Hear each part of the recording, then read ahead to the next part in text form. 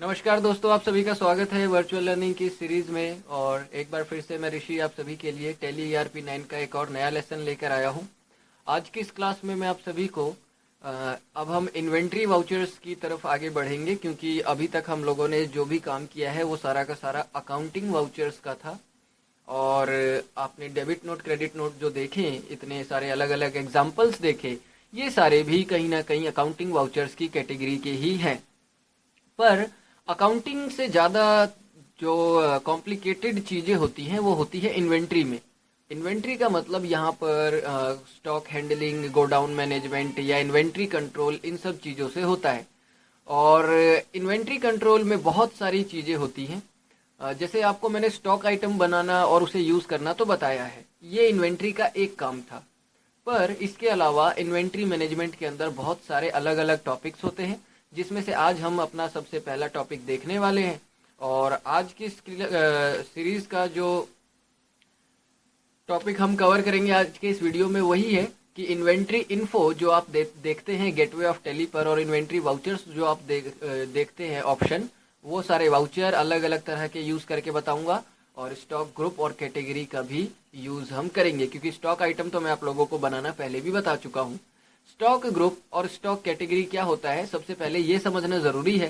तो इन दोनों की एक मीनिंग जो है, एक डेफिनेशन जो है यहाँ पर मैंने निकाल रखी है। और स्टॉक ग्रुप क्या होता है, तो इसको मैं पहले आपको ज़बानी तौर पे समझाऊं तो स्टॉक ग्रुप असल में एक तरीके का खास फंक्शनिंग जोन होता है, जिसके अंदर हम नॉर्मली ऐसा काम करते हैं। जैसे आप लेजर बनाते थे, तो आपने रोहित, श्याम, मोहन, इन सब के लेजर बनाए और ये सारे आपको माल बेचते हैं, तो आपके लिए ये क्रेडिटर हुए, तो आप इसको सन्ड्री क्रेडिटर में डाल देते थे। तो ये जो सन्ड्री क्रेडिटर होता था, ये एक ग्रुप होता था। ऐसे ही अगर हमारे पास बहुत सारा ऐसा सामान है जो एक पर्टिकुलर टाइप का है, मान लीजिए आपका कॉपी, पेन, किताब, बुक, रजिस्टर, ये सब चीजें सामान है जिसका आप बिजनेस करते हैं, और आप चाहते हैं कि ये सारा एक ग्रुप में चले जाए, स्टेशनरी, एक खास तरह का आइटम का ग्रुप हम बना लेते हैं, तो उसे हम कहते हैं स्टॉक ग्रुप। स्टॉक ग्रुप से इन इन्वेंट्री इन्फो, ये मैं आपको करके बताता हूं।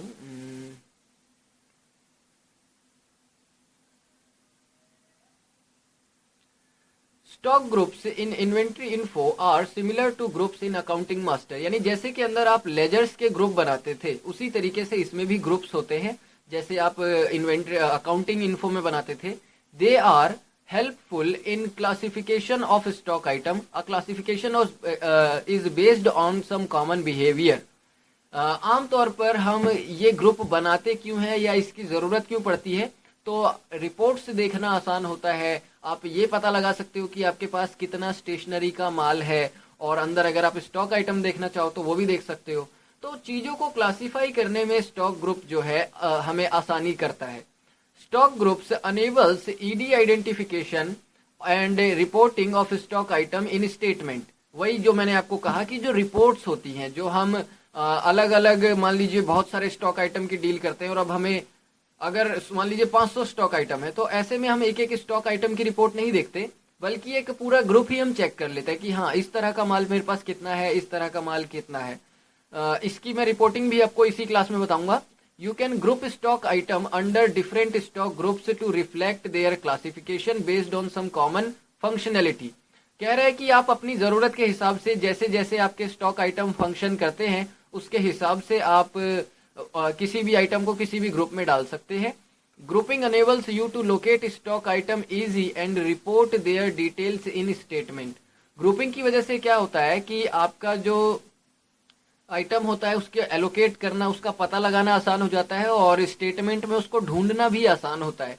क्योंकि अगर आपने ग्रुप कर दिया, आपको मालूम है आपका सामान इलेक्ट्रिक है, तो आपने उसे इलेक्ट्रिक ग्रुप में डाल दिया, तो अगली बार अगर आप ढूंढना शुरू करेंगे तो आपको इलेक्ट्रिक ग्रुप में आना है और उसमें ढूंढना है। ऐसे आपको बहुत सारे आइटमों के बीच में नहीं ढूंढना है, एक खास तरह के ग्रुप में जाकर ढूंढना होता है।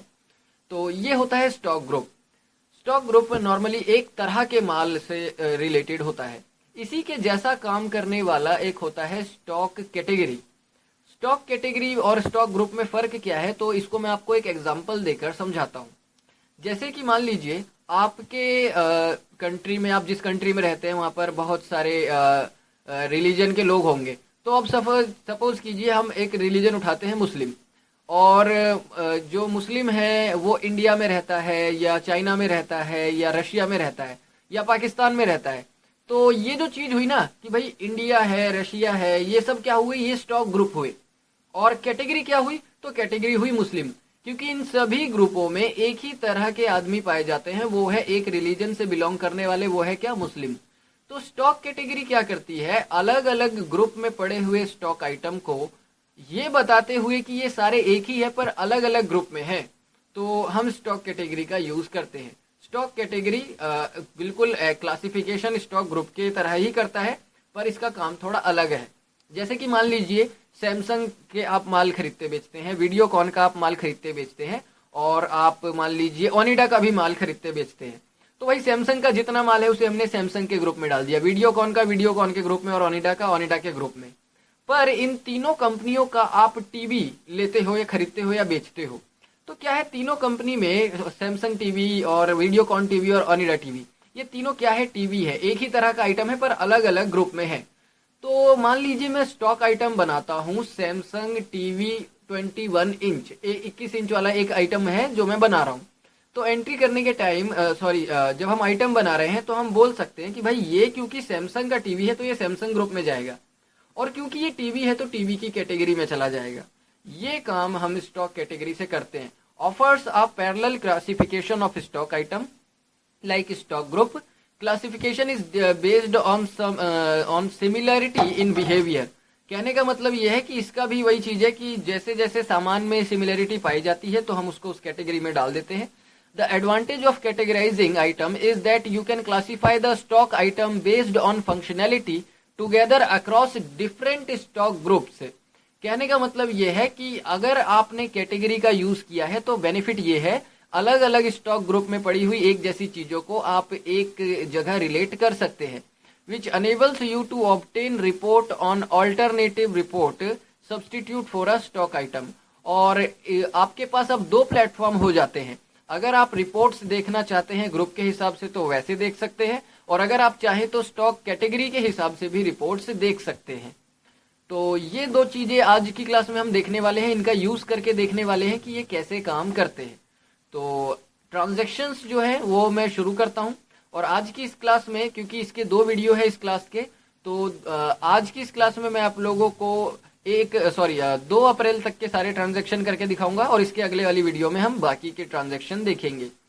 इससे पहले कि मैं काम शुरू करूं, यहाँ पर मैं एक कंपनी खोल लेता हूँ, कंपनी बना लेता हूँ, टैली स्टार्ट कर लेता हूँ, और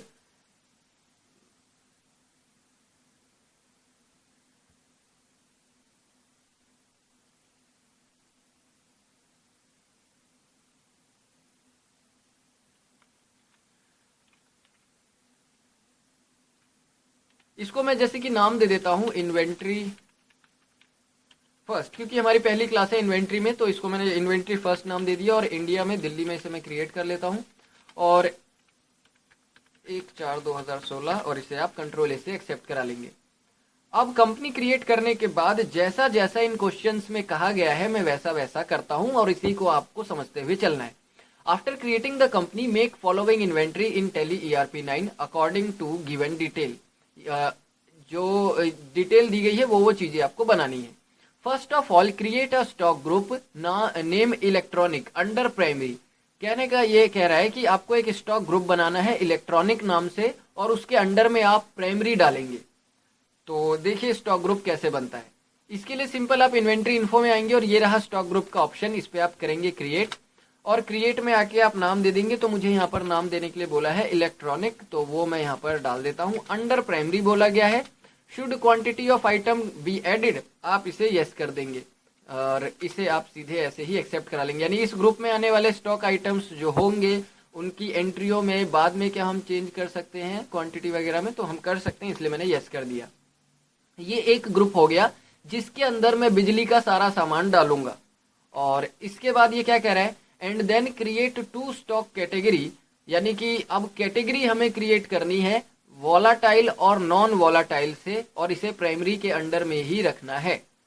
तो कैटेगरी क्रिएट करने के लिए आपको, अगर आप आएंगे यहाँ इन्वेंट्री इन्फो में, तो ऑप्शन नहीं मिलेगा, ये ऑप्शन आपको चालू करना पड़ता है, और इसके लिए आप F11 प्रेस करेंगे, यहाँ आएंगे इन्वेंट्री फीचर्स में, और इन्वेंट्री फीचर्स में आपको ये ऑप्शन मिलता है यहाँ स्टोरेज एंड क्लासिफिकेशन में मेंटेन स्टॉक कैटेगरी। तो इस ऑप्शन को आपने यस करना है, इसे आप एक्सेप्ट करा लेंगे।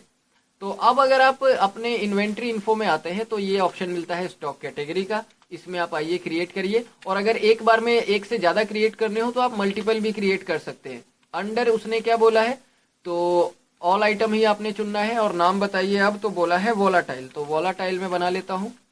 वोलाटाइल यानी बिजली से चलने वाला, डायरेक्ट बिजली से चलने वाला अंडर प्राइमरी, और एक हुआ नॉन वोलाटाइल यानी कि जो बैटरी से चलता है, डायरेक्ट बिजली से नहीं चलता। और इसे भी आप प्राइमरी में बना लेंगे और इसे आप एक्सेप्ट करा लेंगे, ये आपका काम हो गया।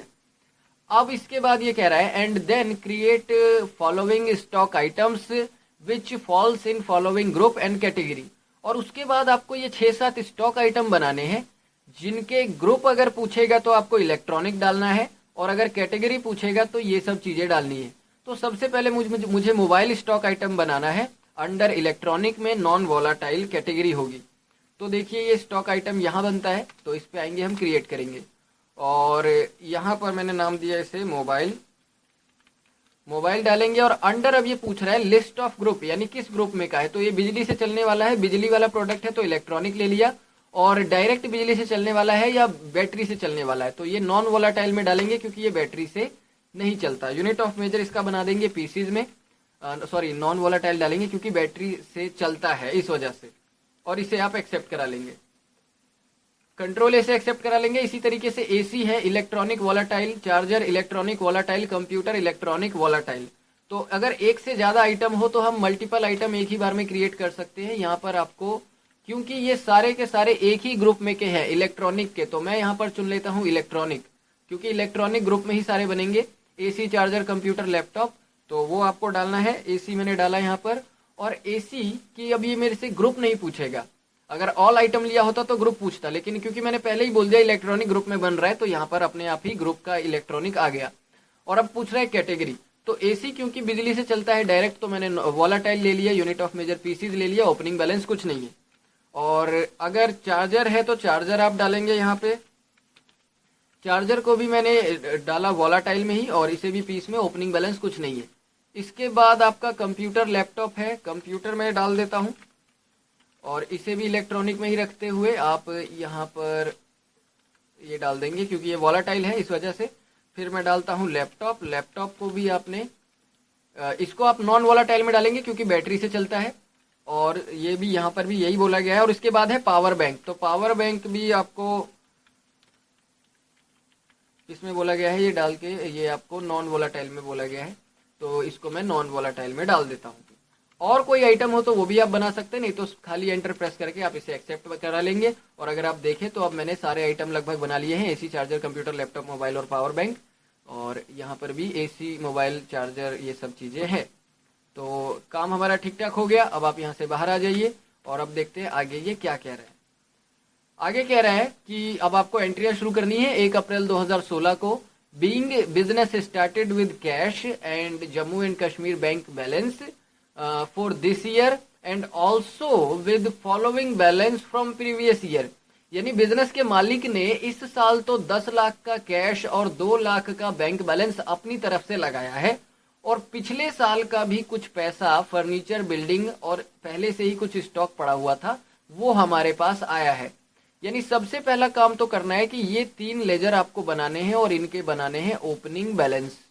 और फिर उसके बाद आपको करनी है ये एक एंट्री जो दी गई है जिसमें कैपिटल अकाउंट ने मुझे ये सब दिया, तो ये एंट्री करनी है। इस एक एंट्री में 2 काम है, तो पहले मैं लेजर क्रिएट करता हूँ फर्नीचर, बिल्डिंग और स्टॉक इन हैंड का। और क्योंकि एक बार में 3-3 लेजर क्रिएट करने हैं तो मैं अकाउंटिंग इन्फो में आया, लेजर में आया और आ गया मल्टीपल क्रिएशन में। मल्टीपल क्रिएशन में मैंने यहाँ ऑल आइटम ले लिया है क्योंकि अलग अलग ग्रुप के हैं, और इसको मैं डालता हूँ फर्नीचर। किस ग्रुप के अंडर में ये आएगा, तो ये आपका आएगा फिक्स एसेट्स में, तो आप इसे फिक्स एसेट्स में डाल देंगे। ओपनिंग बैलेंस क्या है, ओपनिंग बैलेंस है इसका, आप देखिए तो 50,000 का फर्नीचर है, बिल्डिंग 70,000 की है, तो 50,000 मैं यहाँ पर डाल देता हूँ। और डेबिट में है या क्रेडिट में वो बता देंगे आप। फिर है आपकी बिल्डिंग, बिल्डिंग जो है आपकी फिक्स एसेट्स में आप डालेंगे, और इसे आपने 70,000 कर दिया, 70,000 ही है ना, देखते हैं एक बार। तो बिल्डिंग 70,000 की है और स्टॉक इन हैंड 2 लाख का है, तो 70,000 मैंने डेबिट कर दिया। और फिर मैं एक बना देता हूँ स्टॉक इन हैंड। ये असल में मैं लेजर ही बना रहा हूँ, कोई नई चीज़ नहीं है। स्टॉक इन हैंड को हम करंट एसेट्स में डाल देते हैं, और या इसे आप स्टॉक इन हैंड में भी डाल सकते हैं, ये भी आपको मिल जाता है। और 2 लाख का है तो वो आप यहाँ पर डाल देंगे डेबिट में। और कोई लेजर हो तो बना सकते हैं, नहीं तो आप छोड़ देंगे। इसके अलावा अब आपको बनाना है कैश का लेजर, वो तो बना ही होता है। Bank balance Jammu and Kashmir bank है तो वो आपको बनाना है, और कैपिटल अकाउंट भी आपको बनाना पड़ेगा। तो मैं क्रिएट करता हूँ, और सबसे पहले तो मैंने बना लिया कैपिटल का लेजर। कैपिटल का लेजर आप डालेंगे कैपिटल अकाउंट में ही, और इसे आप ऐसे ही सीधे सीधे एक्सेप्ट करा लेंगे, और कुछ खास इसमें नहीं करना। इसके बाद आपको बनाना है एक जे एंड के बैंक का, तो वो आप इसमें बना देंगे, और इसको आपने बैंक अकाउंट के अंदर में डालना है, और इसे भी आप सीधे एक्सेप्ट करा लेंगे। और अब जो हमारी एंट्री है वो हमें करनी है। वाउचर खोलेंगे, और क्योंकि हमें कैपिटल अकाउंट से पैसे आ रहे हैं तो मैं इसे रिसिप्ट में कर देता हूँ। क्रेडिट करेंगे कैपिटल अकाउंट को जिसने ये पैसा दिया, और वो कितना पैसा दे रहा है, तो वो आपको कुल मिलाकर 2 लाख और 10 लाख यानी 12 लाख दे रहा है, तो आप यहाँ पर 12 लाख डालेंगे। डेबिट में कर दिया कैश, कैश आपके पास आया था 10 लाख का, और फिर मैंने कर दिया आपका जम्मू एंड कश्मीर बैंक जिसमें आए थे 2 लाख रुपए। और इसको आप चाहे तो नरेशन दे सकते हैं, जैसे कि मैंने यहाँ पर डाल दिया बीइंग स्टार्टेड, ये मैंने यहाँ पर डाल दिया, और इसे आप एक्सेप्ट करा लेंगे, आपका काम हो गया। ये सबसे पहली एंट्री हमने की। इसके बाद अगली एंट्री भी 1 अप्रैल की ही है, जिसमें ये कह रहा है कि एक अकाउंट तो था ही आपके पास जम्मू एंड कश्मीर का, एक और आपने खोला है एसबीआई अकाउंट जिसमें आपने 1 लाख रुपए डाले हैं, हाँ जी 1 लाख डाले हैं, जिसमें से 50,000 आपने जम्मू एंड कश्मीर बैंक में से निकाल लिए, और 50,000 आपने कैश डिपॉजिट किया है। तो कहीं ना कहीं ये बैंक से बैंक और बैंक से कैश का काम है, तो इसे हम कॉन्ट्रा में करेंगे। और देखिए ये एंट्री कैसे होगी। इसके लिए F4 प्रेस करना है, क्रेडिट करना है सबसे पहले तो आपका कैश। कैश आपका 50,000 गया है, तो वो मैंने डाल दिया यहाँ पर। फिर एक बार मैंने दोबारा क्रेडिट किया, और इस बार मैंने किया जम्मू एंड कश्मीर बैंक 50,000 से, तो वो भी मैंने डाल दिया। और इसके बाद अब डेबिट करने का टाइम आया, तो मैं एक लेजर बना लेता हूँ, और उसका नाम है SBI बैंक। अंडर आप इसे बैंक में ही डालेंगे, और इसे आप एक्सेप्ट करा लेंगे। और बैंक में क्योंकि 1 लाख रुपए डाले हैं तो वो मैंने बता दिया, और यहाँ मैं नरेशन दे देता हूँ बीइंग कैश डिपॉजिटेड, और आपका काम हो गया। तो अब अगली एंट्री की तरफ आते हैं। अगली एंट्री भी 1 अप्रैल की ही है, जिसमें कह रहा है कि आपने इतने सारे आइटम्स खरीदे हैं, और खरीदने के बाद यानी खरीदने के ठीक बाद इसमें जो है आपने पैसे चुका दिए हैं, जिसमें से आधा आपने जम्मू एंड कश्मीर बैंक से दिया और आधा आपने कैश में दिया। तो ये परचेज वाउचर को हम खास तरह से यूज करेंगे। एक चीज जो होगी इसमें हमें क्या करना है, आना है और F9 करना है परचेज के लिए, तो यहाँ पर मैंने ये कर दिया। और इसके बाद आपका जो केस है कि भाई परचेज कर लिया मैंने, तो वो तो डेबिट होगा, और क्रेडिट में आपका आता है आधा जम्मू एंड कश्मीर बैंक और आधा आपका ये कैश अकाउंट। तो यहाँ तो आप एक ही पार्टी डाल सकते हैं, एक बार ही कैश या बैंक अकाउंट आप डाल सकते हैं। तो इसके लिए हम सोचते हैं कि चलो भाई कंट्रोल V कर लिया। और क्रेडिट में अब आप इसमें भी वही चीज़ है भाई, पहले क्रेडिट पूछ रहा है, तो अगर मान लीजिए मैंने कैश बता दिया, और कैश में पहले पूछता है बताओ कितने की परचेज कर रहा है। भाई मुझे क्या पता कितने की परचेज कर रहा है, जो ये आइटम्स हैं ये सब चीज़ों का जो टोटल आएगा उतने की वो परचेज कर रहा है। तो असल में हम ऐसा कर नहीं पाते, क्योंकि परचेज वाले वाउचर में एक बार में आप एक ही क्रेडिट डाल सकते हैं, एक ही चीज क्रेडिट कर सकते हैं। पर यहाँ पर अगर मैं परचेज कर रहा हूँ और पेमेंट कर रहा हूँ बैंक से आधी और कैश में आधी, तो 2 चीजें मुझे क्रेडिट करनी पड़ेगी, पर यहाँ हो रही है एक ही चीज क्रेडिट, और मैं करना चाहता हूँ 2। तो इस खास तरह की एंट्री को आप कर सकते हैं जर्नल वाउचर में, क्योंकि जर्नल वाउचर में डेबिट पहले पूछता है, तो मैं परचेज अकाउंट डाल दूंगा और उस हिसाब से फिर काम हो जाएगा। तो इसको हम जर्नल में कर देते हैं। क्यों इसको करने का रीज़न ये है क्योंकि मैं इसको और कहीं कर नहीं सकता, ये इसका रीज़न है। तो आप F7 करेंगे और सबसे पहले पूछ रहा है डेबिट। डेबिट के लिए मैं लेजर क्रिएट करता हूँ परचेज का, और इसे आप परचेज के ही अंडर में डालेंगे। इन्वेंट्री वैल्यू आर इफेक्टेड, ये यस होना जरूरी है। अगर इन्वेंट्री वैल्यू आर इफेक्टेड है तभी ये आएगा जर्नल वाउचर में, नहीं तो आएगा ही नहीं। और जो जो आइटम है, तो सबसे पहले आप जो परचेज कर रहे हैं वो है मोबाइल 30 पीस, 3 पीस 6,000 रुपए के हिसाब से। तो यहाँ मैंने मोबाइल डाला, 3 पीस खरीदा, 6,000 रुपए का एक है, इसे आप कर देंगे। फिर उसके बाद चार्जर है 50 पीस 100 रुपए का, तो चार्जर मैं यहाँ डाल देता हूँ 50 पीस और 100 रुपए का एक पीस है, तो वो मैंने डाल दिया। फिर इसके बाद पावर बैंक है 10 पीस 500 रुपए का, तो पावर बैंक मैं डाल देता हूँ यहाँ पर 10 पीस, और एक कितने का है 500 रुपए का, तो 500 रुपए डाल देते हैं। और ये आपका इन्वेंट्री एलोकेट कर दिया। अब टोटल जो बिल बनता है उसमें से क्रेडिट आपने किया कैश, 14,000 यहाँ क्रेडिट कर दिया, और फिर मैंने आधा जम्मू एंड कश्मीर बैंक से दिया है तो 14,000 इसको क्रेडिट कर दिया। और यहाँ मैं नरेशन दे देता हूँ, purchase goods and paid immediate, यानी जैसे परचेज किया वैसे ही हमने पे कर दिया, कोई उधारी नहीं बचती है। आगे आते हैं, और आगे अब हम 2 अप्रैल के ये कुछ ट्रांजैक्शन है तो ये हमें देखने हैं। और इसमें ये कह रहा है an old bad debit of 15,000 recover in Jammu and Kashmir bank from mister Atul, यानी पिछले सालों में कभी अतुल की वजह से हमें 15,000 रुपए का नुकसान हुआ था। अतुल से हमें पैसे लेने थे पर वो बर्बाद हो गया, या किसी वजह से कुछ हो गया उसको, जिससे हमें लगा कि वो पैसे नहीं दे पाएगा, तो हमने उसकी बैड डेबिट की एंट्री करी और उसे छोड़ दिया।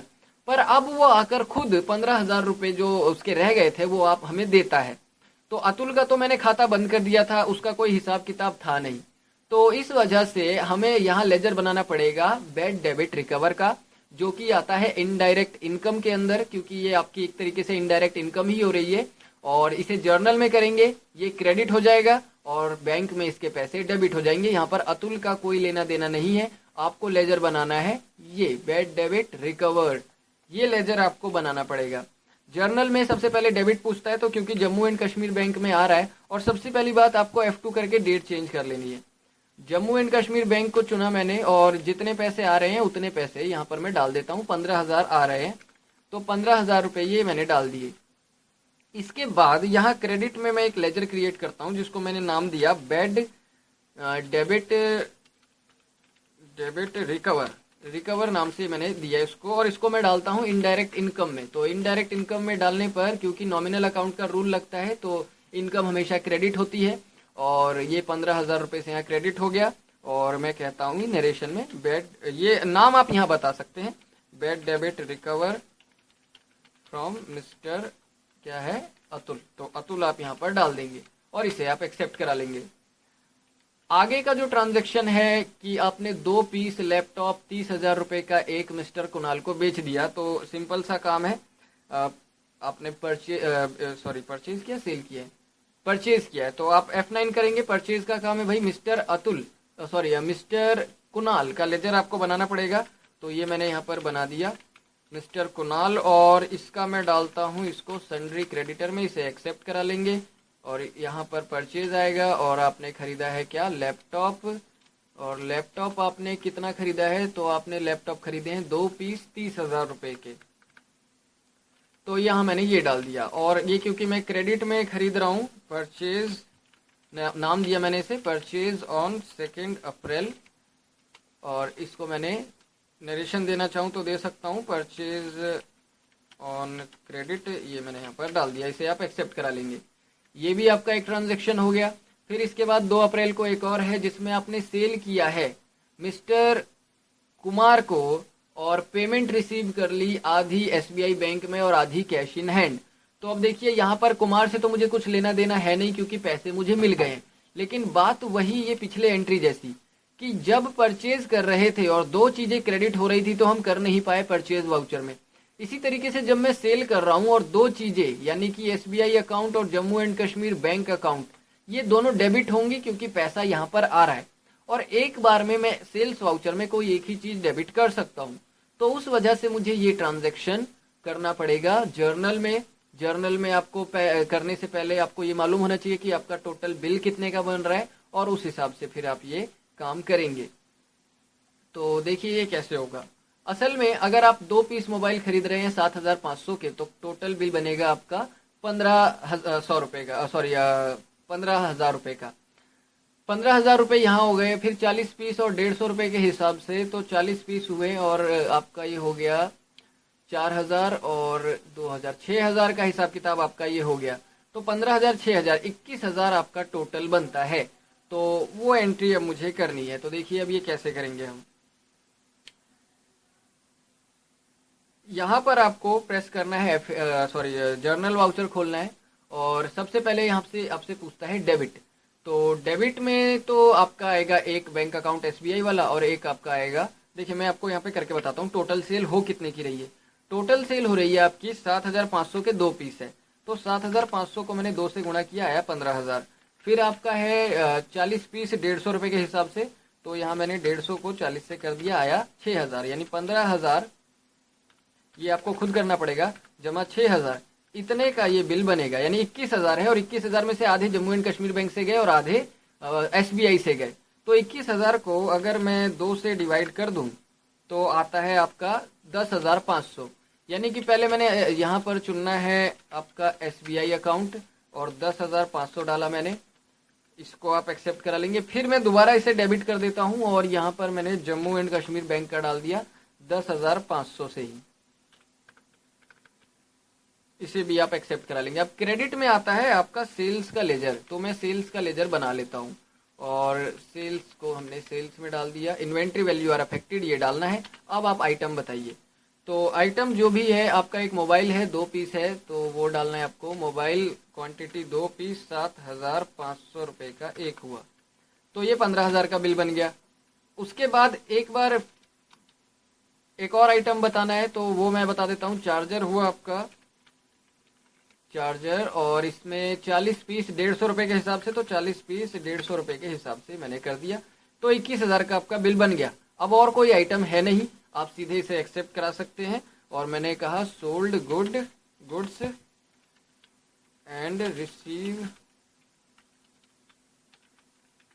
पेमेंट इमीडिएटली, ये मैंने डाल दिया। इसे आप एक्सेप्ट करा लेंगे, ये आपका काम हो गया। इसके बाद अब एक लास्ट जो आज इस वीडियो में हम देखेंगे, 2 अप्रैल तक के सारे ट्रांजैक्शन देखने हैं कि आपने 2 एसी खरीदे हैं 23,000 रुपए का, और in cash for office use, office में यूज करने के लिए आपने 2 एसी खरीदे हैं। तो यहाँ आप शायद सोच रहे हो कि ये परचेज में ये एंट्री हो जाएगी, पर असल में ऐसा है नहीं। आप यहाँ एक शब्द देखिए जो है ऑफिस यूज। अगर मैं कोई चीज अपने ऑफिस यूज के लिए खरीदता हूँ और परचेज सेल के लिए नहीं खरीदता, तो ऐसा कोई भी सामान जो ऑफिस की प्रॉपर्टी के तौर पर यूज हो, वो उसका फिक्स एसेट्स बन जाती है।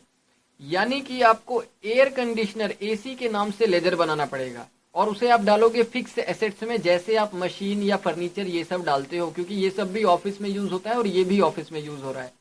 और कुल मिलाकर के एसी जो आपके पास आ रहा है वो आ रहा है 46,000 का, और जो आपका क्रेडिट हो रहा है वो हो रहा है यहाँ पर कैश, क्योंकि खरीदने में आपका कैश जा रहा है। ये खास तरह की एंट्री है, और इसे आप पेमेंट में करेंगे, क्योंकि आप एक फिक्स एसेट्स खरीद रहे हो और कैश में पैसे दे रहे हो, तो इस तरह की एंट्री पेमेंट में जाती है। एंट्री आपकी 2 अप्रैल की है, तो आप इसे सीधे सीधे पेमेंट में करेंगे, F5 करेंगे, डेट पहले से ही डली हुई है। और डेबिट आपका एसी होगा, तो एसी का लेजर में बना लेता हूँ। एसी का लेजर मैंने इसे डाल दिया फिक्स एसेट्स में, और इसे आप एक्सेप्ट करा लेंगे। और कुल मिलाकर के 23,000 का एक था, तो 46,000 के 2 हुए। और फिर मैं इसे कर देता हूँ क्रेडिट यहाँ पर कैश, तो 46,000 ये हुआ। और मैं कहता हूँ बीइंग परचेज टू एसी, और इसे आप एक्सेप्ट करा लेंगे। तो इस तरह से ये ट्रांजैक्शंस थे जो हमने आज देखे, आप 2 अप्रैल तक के। और हो सकता है शायद अभी आपने बस स्टॉक ग्रुप और कैटेगरी बनाना ही देखा, इसको यूज कैसे करते हैं, तो ये अभी यूज हो रहे हैं। यूज तो हो रहे हैं क्योंकि जो आपने आइटम बनाए हैं उनको आपने ग्रुप और कैटेगरी से रिलेट कर दिया। यानी कि जो आइटम आप खरीद बेच रहे हैं और वो जो कम या ज्यादा हो रहा है, तो वो ग्रुपों में भी उसकी रिपोर्ट बन रही है। जब सारी एंट्री खत्म हो जाएगी अगले वीडियो में, तो मैं ग्रुप के हिसाब से रिपोर्ट देखना सिखाऊंगा, तब आपको समझ में आ जाएगा कि क्यों हमने ग्रुप या कैटेगरी बनाया था।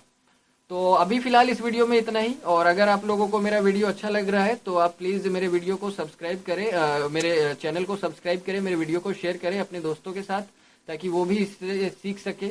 और अगर आप मुझे यूट्यूब पे सब्सक्राइब करना चाहते हैं या यूट्यूब पे जाना चाहते हैं तो आप मुझे सर्च कर सकते हैं शुक्ला क्लासेस नाम से यूट्यूब पर। और बाकी के कुछ लिंक्स दे रखे हैं मैंने आपको सामने, जहां आप मुझे फॉलो कर सकते हैं, ताकि अगर मैं कोई भी नया अपडेट लेकर